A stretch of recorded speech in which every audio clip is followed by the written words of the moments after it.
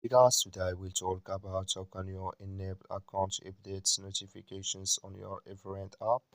We'll go to figure out the solution or know how you can do that on your app. So you just follow this ways, then it's going to work with you. So all you have to do, so you just go down here, click on account down here, you just click here on account.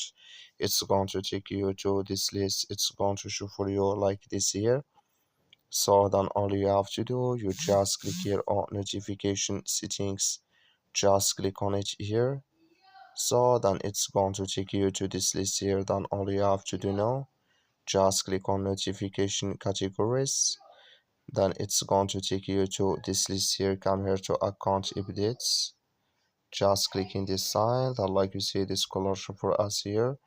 That's mean here account updates notifications enable with us now. So that's all you have to do. I wish you I get it. That's all. Thank you for watching. Don't forget to support us by liking.